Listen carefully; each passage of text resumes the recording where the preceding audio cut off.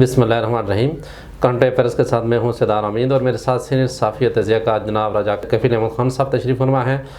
جی، supreme court کے فیصلے کے باوجود پنجاب اور کے پی کے الیکشن ابھی تک کوئی فیصلہ نہیں ہو سکا. کل جو ہے کیبنٹ نے بھی فیصلہ کیا ہے کہ یہ جو اس کا جو فنڈز ہے اس کے لیے جو ہے وزارت قانون اور وزارت خزانہ سے جو ہے وہ مشاورت کر کے وہ پارلیمنٹ میں دوبارہ سمری بھیج دیجیے. جی رائے صاحب، یہ کیا ہو رہا ہے؟ دیکھیں، بالکل یہ جو ابھی بھی الیکشن میں اہم پایا جا رہا ہے کہ کیا یہ الیکشن ہوں گے بھی یا نہیں ہوں گے، کیونکہ ابھی جو ریاست نے پوزیشن لی ہوئی ہے. اور ابھی یعنی جو پچھلے دنوں جو نیشنل سیکورٹی کونسل کا جو اجلاس ہوا تھا اس میں بھی ظاہر اس معاملے میں تفصیل سے بات ہوئی. میڈیا میں وہ یعنی شائع تو نہیں ہوئی، لیکن ہمارے ذرائع کے مطابق اس معاملے پر بات ہوئی ہے.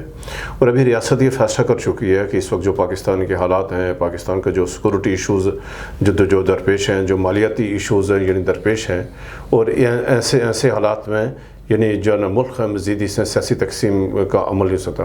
اس سارے عمل میں سردار صاحب جو سب سے اہم بات ہے وہ یہ ہے کہ اگر ان دو صوبوں میں پہلے الیکشن کرا دیے جائیں تو جب یہ 2-3-4 ماہ کے بعد جب قومی اسمبلی کے الیکشن ہوں گے تو اس میں پھر ذرا ان دو صوبوں میں تو نگران حکومتیں نہیں جو ہے نا بن پا سکیں گی.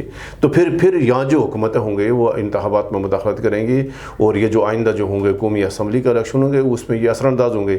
اس لیے تمام سیاسی جماعتوں کا سوائے پی ٹی آئی کے مطالبہ یہ ہے کہ ایک ساتھ الیکشن ہو اور ان الیکشن کو آگے کر دیا جائے. اور یہی وجہ کہ الیکشن کمیشن نے جو موقف اپنایا تھا تو اس کو پذیرائی ملی. تو کیونکہ یعنی بیچ میں سپریم کورٹ کا فیصلہ گیا اور یہ سپریم کورٹ کا فیصلہ بھی متنازع ہو گیا. اس کے بعد سپریم کورٹ کے فیصلے کے بعد جو ہے نا اس کے حالات اور سنگین ہیں. یعنی سپریم کورٹ کے اندر میں تقسیم ہے. سپریم کورٹ کے نیکسٹ جو سینئر موسٹ ہے وہ جج ہے جو ہے نا، انہوں نے اختلافی نوٹ دیے ہیں 3-4-5. ابھی یہ یعنی بحث ہے کہ جو یعنی سو موٹو نوٹس ہوا وہ کہ نوٹس ہی مسترد ہو چکا ہے، تو لہٰذا اس فیصلے کو جواب اس لیے غیر یقینی صورتحال ہے اور اس سے پاکستان کو نقصان ہو رہا ہے. اور پاکستان میں جو سیاسی عدم استحکام ہر گزرتے دن کے ساتھ یہ بڑھتا جا رہا ہے. پھر ہماری جو ملک کی معاشی صورتحال ہے وہ بھی جو ٹھیک نہیں ہے. تو بالکل آپ نے بجا فرمایا کہ اس پر، اور مجھے نہیں لگتا کہ یہ جو الیکشن ہے یہ الیکشن ہو پائیں گے. راجہ صاحب، یہ کل خان صاحب کی ایک سٹیٹمنٹ تھی کہ جو الیکشن ہے وہ جو ہے وہ قومی الیکشن کے ساتھ یہ کروا جائیں تو کیا، اور اگر اسٹیبلشمنٹ کو گارنٹی دے دی ہے تو کیا یہ کس سائڈ پہ جا رہا ہے؟ اسٹیبلشمنٹ کی اس کی گارنٹی کے ساتھ کیا کنسرن ہے؟ دیکھیں نا، یہ بار بار سب کا یہی مطالبہ ہے کہ خان صاحب ایٹ درمی ترک کر کے سیاسی قیادت کے ساتھ بیٹھے تاکہ اس مسئلے کا حل نکل سکے. لیکن ایک طرف تو خان صاحب آپ ہر دن کوئی نیا یوٹرن لے رہے ہیں.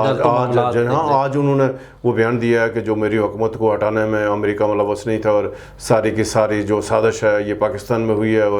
اور ان کے ایک عرب جو سربراہ نے 1 سال پہلے آگاہ کر دیا تھا کہ آپ کی حکومت کو یعنی ختم کیا جا رہا ہے. یہ وہ ساری چیزیں کا خان صاحب ہے کہ اس جو 1 سال ابھی اچھا، یہ رائے صاحب یہ اس میں انہوں نے یہ کہا ہے کہ حسین حقانی صاحب جو ہے یہ جو پاکستان نے جو ہے پاکستان کے کچھ لوگوں نے حسین حقانی کو جو ہے پراپگنڈے کے لیے ہائر کیا تھا. تو یہ جو ہے نا یہ الزامات ہیں خان صاحب کے. دیکھو نا، خان صاحب نے ابھی یعنی اپنی حکومت کے خاتمے کے بعد بے شمار یعنی کوئی ایسا قومی ایشو نہیں ہے جس پہ انہوں نے اپنے موقف سے جو یوٹر نہ لیا ہو.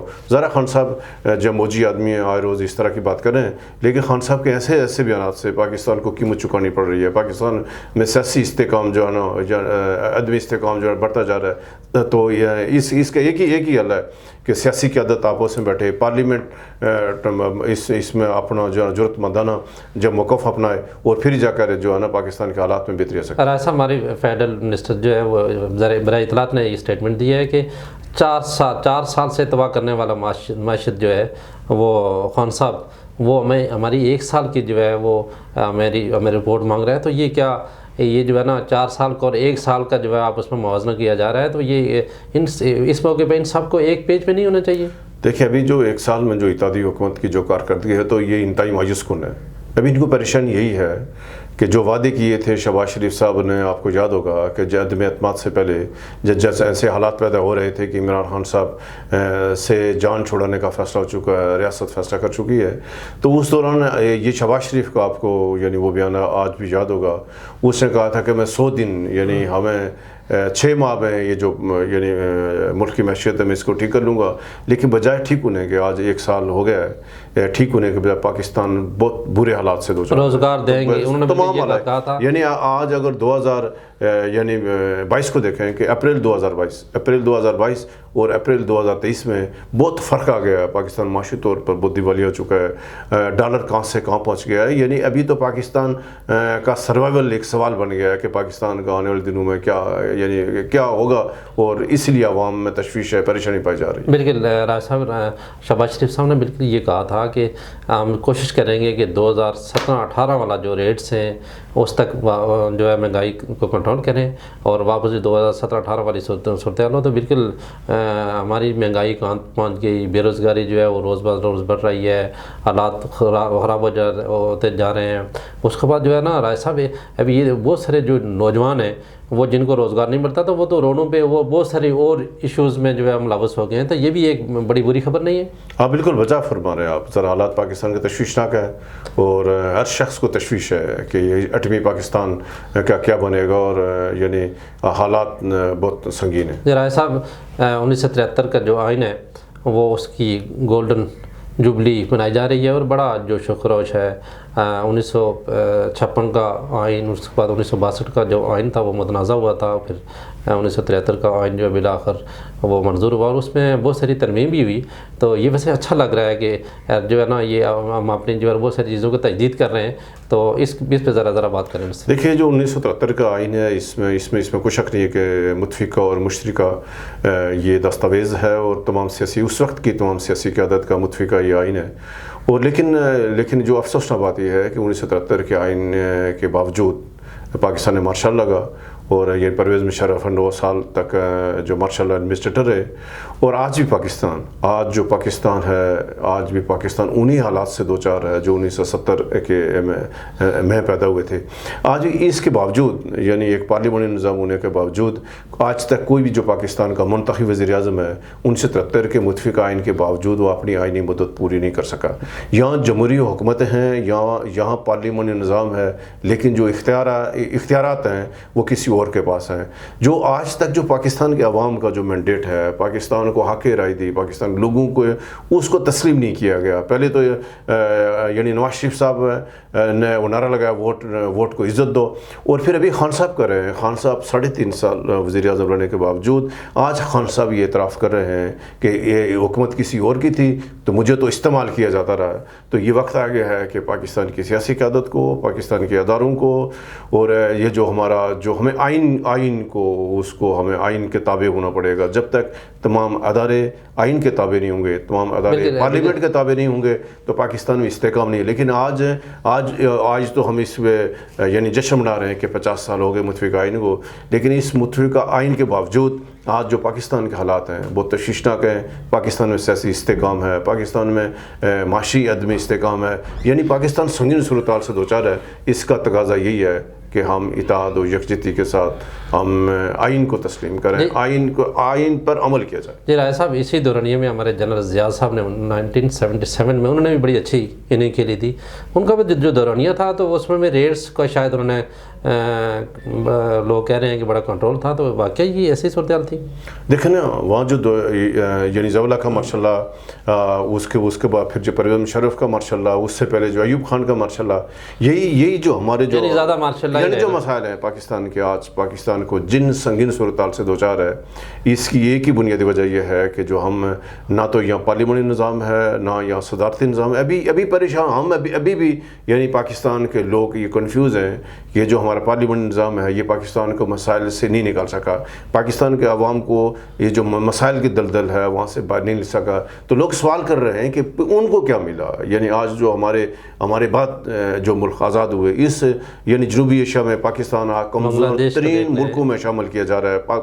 یعنی پاکستان کی معیشت، پاکستان کی کرنسی، ہم سے اس خطے کے تمام ممالک ترقی کر کے آگے چلے گئے. بنگلہ دیش ہم سے الگ ہوا تھا اور آج وہ ترقی کر کے کہاں پہنچ گیا. تو یہ اس کی بنیادی وجہ یہ ہے کہ پاکستان میں آئین پر عمل دری نہیں ہوتی ہے. پاکستان میں جو احترام نہیں کیا جا رہا. ایک مخصوص گروہ ہے جس نے اس ریاست کو یرغمال بنا کے رکھا ہوا ہے, جس کو ہم اسٹیبلشمنٹ ہیں. یہ چند درجن افراد ہیں, وہ تمام جماعتوں میں شامل ہیں, تمام اداروں میں ہوتے ہیں. انہوں نے آج جو پاکستان کے حالات ہیں یہ لوگ ذمہ دار ہیں. اور آج کے دن کا تقاضا یہ ہے کہ ہم آئین کے اوپر چلیں اور آئین کا احترام کریں. بالکل رائے صاحب, آپ بالکل ٹھیک کہہ رہے ہیں کہ جب تک ہم جو ہے نا اپنے ذہنوں کو شدہ نہیں کریں گے, جس آمرانہ سوچ سے نکالیں گے نہیں, تو پھر اسپیشلی طور ہمارے جو لیڈرشپ ہے انہیں بھی اس چیز پہ فوکس کرنا چاہیے. اور اگر کہیں جمہوریت ہے تو اسے جمہوری طریقے سے اس کو چلنا چاہیے, نہ کہ کسی سے ڈکٹیشن لینا چاہیے. ویسا ہم آتے ہیں آزاد جموں و کشمیر کی سائڈ پہ. ہمارے وزیر اعظم تنویر الیاس خان صاحب نے کل جو ہے انہوں نے بڑی زبردست قسم کی افطاری میں ایک تقریر کی. ناظرین آئیں آپ کو وہ تقریر سناتے ہیں کہ یہ وزیر اعظم صاحب ایک دم ان کو کیا ہو گیا. کہتا ہوں کہ نیت کا اخلاص تھا. تو سردار یعقوب صاحب کا میں نے کہا کہ استحکام ہوتے کہ میرے دور میں سعودی ڈیولپمنٹ فنڈ نے آزاد کشمیر کے تعلیمی اداروں کے لیے 5 ارب کی معاونت یعنی $15 ملین انہوں نے ہمیں دینے کی. آزاد کشمیر کی مدد عدالت میں 2.5 مہینے ہو گئے جب کام ایوارڈ کرنے پہ آئے. پہلے میوزیکل چیئر کھیلی جا رہی تھی.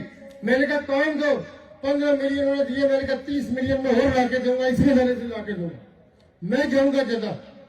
لیکن مدد عدالت اسٹے دے کے بیٹھی.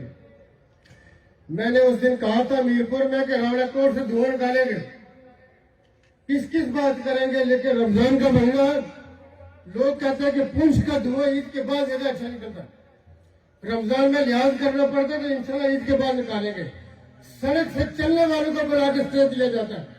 مجھے یہ پتا ہے کہ ریاست آزاد جموں و کشمیر کے اسکول اور بچے اس کے مطابق ہو سکتے ہیں کہ ان کو کوئی 5 ارب دینے پہ آئے, کے پی کا قبائلی کو ایک پٹھان اٹھ کے اسٹے لے لے.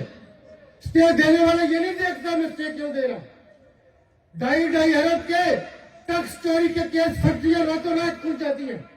2.5 ارب کا اگر کیس تھا تو تمباکو والے نے کتنا ٹیکس جمع کروایا, ریاست میں کتنا ٹیکس دیا, کس کھاتے میں فیکٹری ڈی سی ہو رہی ہے. میں آپ کو بتاؤں کہ ہم وفاق کے ساتھ بیٹھے. وفاق نے کہا کہ جی آپ کو یہ 5 سے 6 ارب ان تمباکو والوں نے دینا ہے. انہوں نے کہا ان سے پیسے آپ لیں یا ہم لے کے دیں گے. آزاد کشمیر کا کوئی پرسنل نہیں, آزاد کشمیر کا کوئی پوچھنے والا نہیں.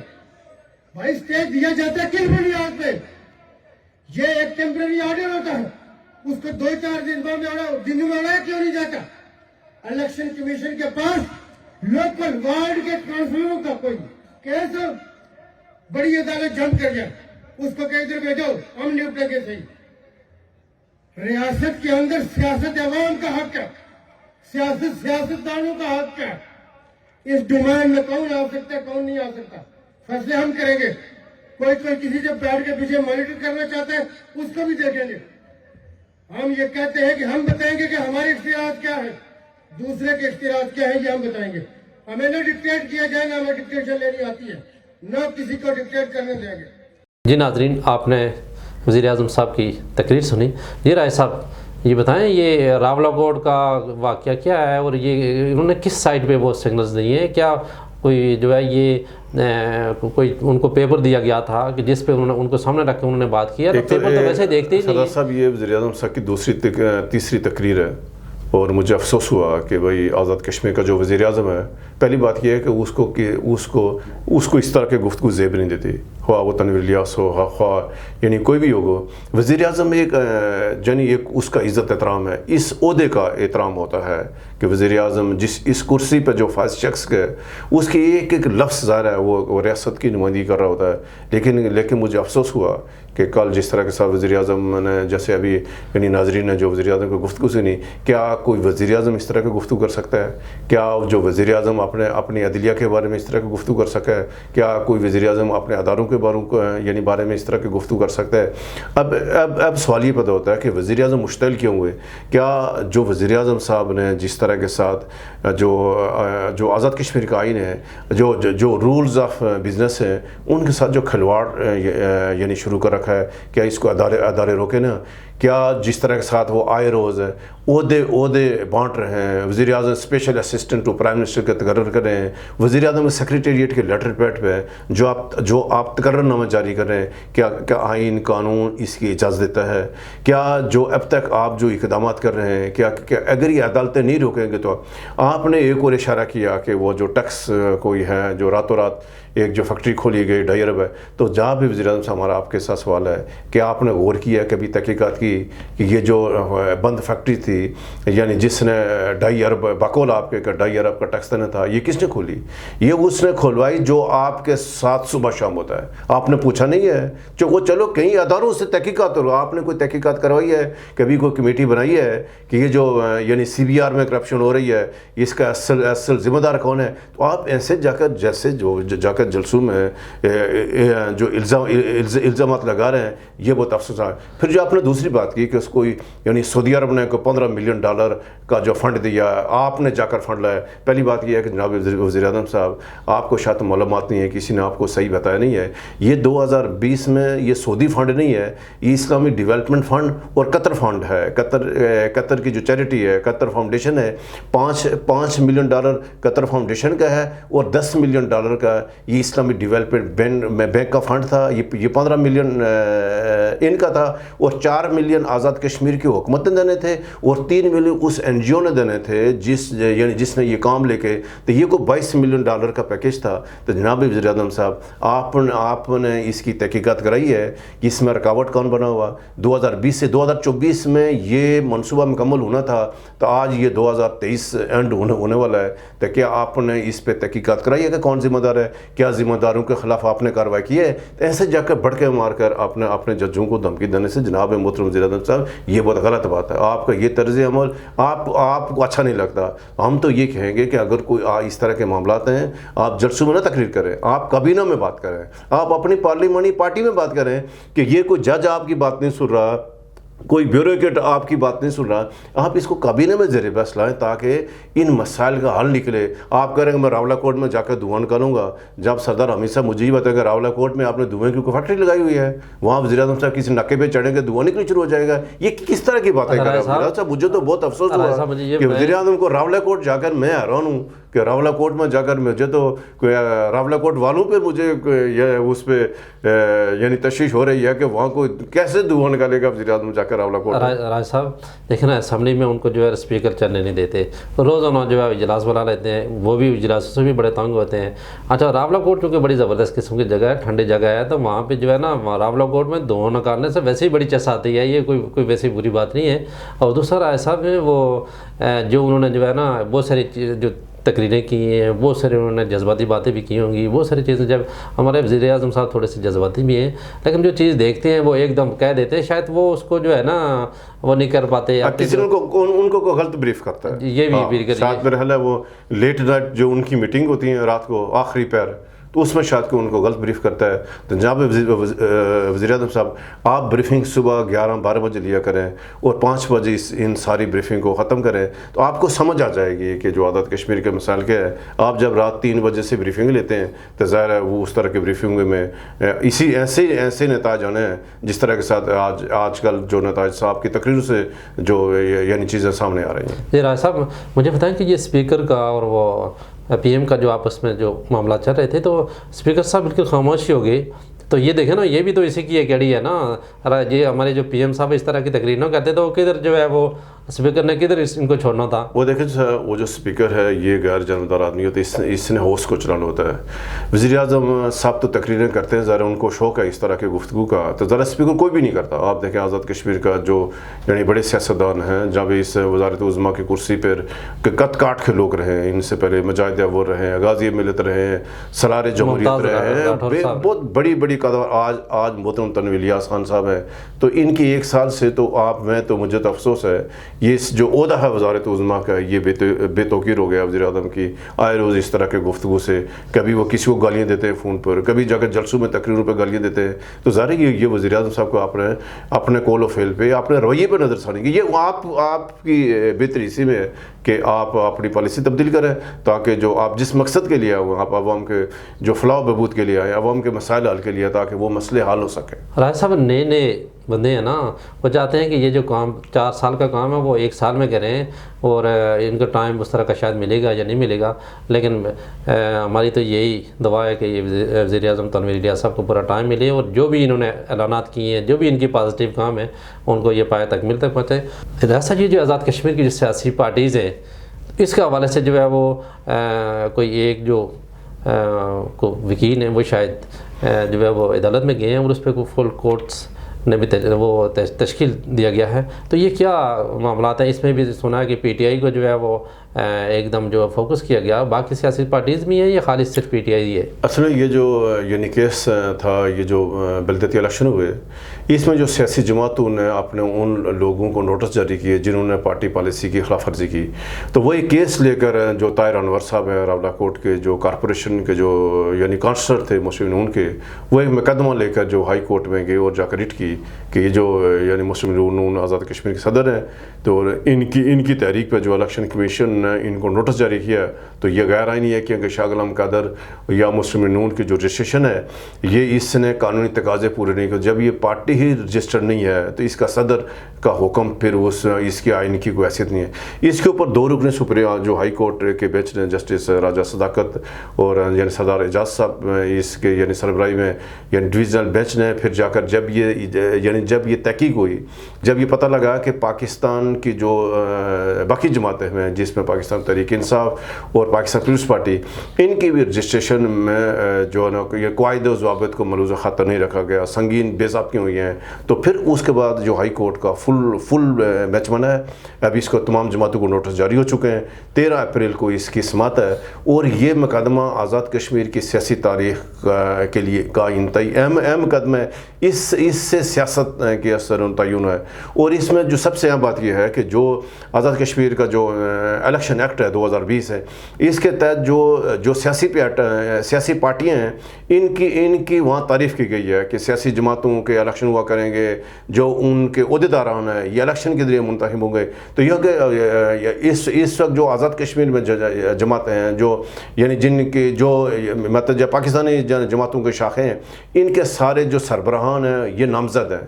تو جب یہ کہ آزاد کشمیر کا آئین کے محائر ہیں یہ, تو ظاہر ہے اب آئندہ اگر جو تو اب آئندہ یہ ہوگا یہ سارے کے سارے منتخب ہوں گے.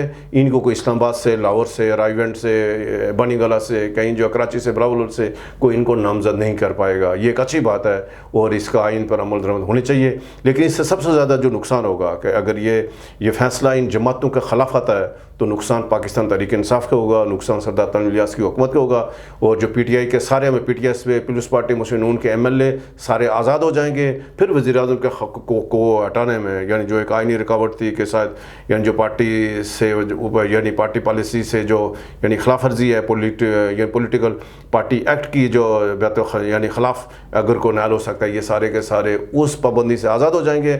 پھر چند گھنٹوں میں جو ہے نا چند ہفتوں میں وزیر اعظم کے یعنی پھر سارے لوگ الگ ہو کر وزیر اعظم کے خلاف عدم اعتماد آ سکتی ہے. تو ذرا یہ حکومت کے لیے ایک چیلنج ہے. دیکھتے ہیں لیکن کیوں ابھی اس کا فیصلہ ہونا باقی ہے, دیکھتے ہیں عدالت کیا فیصلہ کرے گی. تو جو بھی فیصلہ ہوگا اس کے آزاد کشمیر کی سیاست پہ دور رس اثرات پڑیں گے. جی راجہ صاحب, اللہ کرے کہ یہ جو معاملات ہیں افہام تفہیم سے یکساں. تنویر الیاس صاحب نے بڑے اچھے طریقے سے انہوں نے بلدیاتی الیکشن کروائے, باقی بھی چیزیں اچھے طریقے سے انہوں نے مینیج کرائی. ان کے ٹائم تو راجہ صاحب آپ نے جس سائڈ پہ آپ نے اشارہ کیا ہے تو یہ تو مجھے لگتا ہے کہ حالات خراب ہو جائیں گے, لیکن اللہ کرے ایسا صورتحال نہ ہو. تنویر الیاس صاحب کو ٹائم ملے, یہ اپنے کام کو جو ہے پائے تکمیل تک پہنچائیں. اور جس طرح سے باقی راجہ فاروق قدر صاحب تھے, چودھری مجید صاحب نے اپنا ٹائم پورا کیا تاکہ اس کے بعد پھر ان کو بات کرنے کا دوبارہ موقع نہ ملے. ناظرین, آج کے وقت اختتام پذیر ہوا. مجھے راجہ کفیل احمد خان صاحب کو اجازت دیجیے. اللہ نگہبان.